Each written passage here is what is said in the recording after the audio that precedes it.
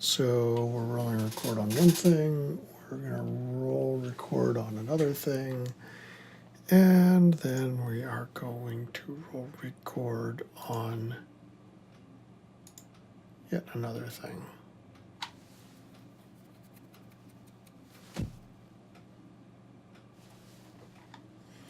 So that's some things. Then we're going to go into here.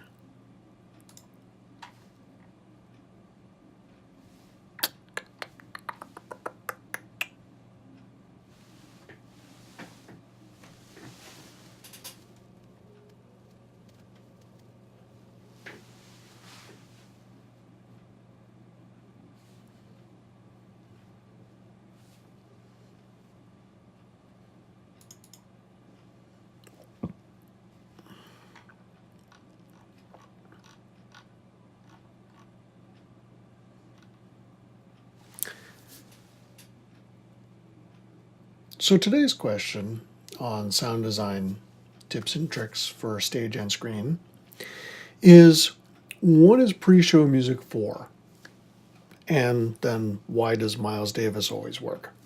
Well, pre-show is just a bad idea. It's normally a bad idea that's poorly executed.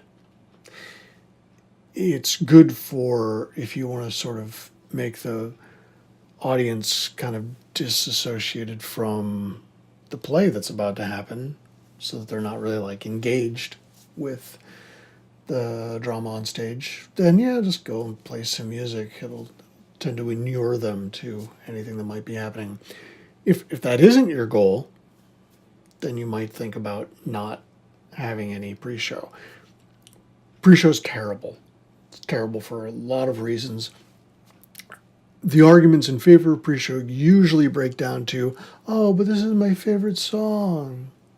Or, oh, my iPod Shuffle's got such great tunes on it. It'll sound so good as pre-show. No, it won't. It won't for even more reasons. Your audience is, they're talking. So now they're just talking louder over your awful pre-show music. Your pre-show music does not say anything about the show, as much as you'd like to think, oh, we've got all of them are sort of like lyrically connected. No, you know what? It's not.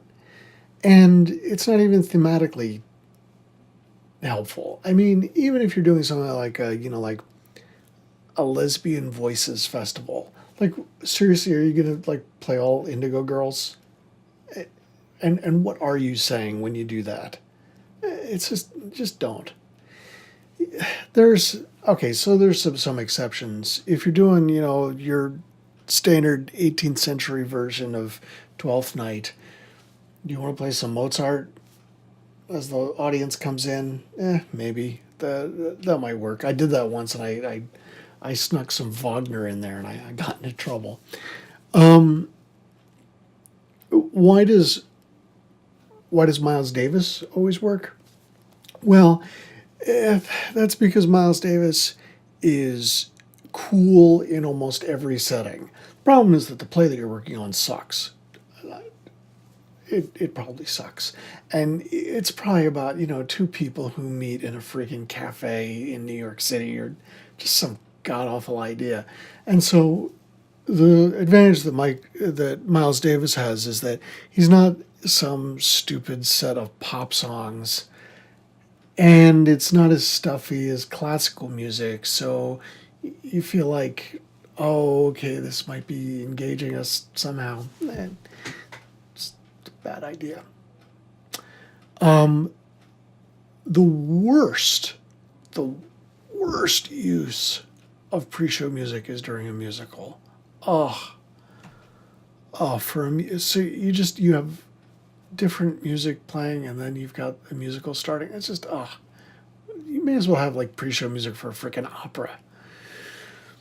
There is a case for pre-show that I kind of like, and that is if you actually have a specific piece of music and you've back-timed it to begin before the where the lights are actually going to go down in the house. And so you just start the piece of music at 5 minutes until curtain, and the music is actually timed for your house to half, house out, lights up. The problem with that is that the beginning of that piece of music is actually your first cue. So if it's 5 minutes long and you've still got people like coming in the house and that kind of thing, your actors have to be already in standby. Everybody is the show has in fact started going. There's no more waiting if you start a cue like that, even though it looks like the sort of thing where the house is still open and the lights are up and people are still milling a bit. To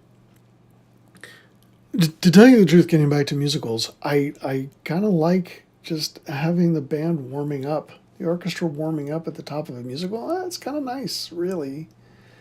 But you know what? Pre-show music, just say no. Just say no. No.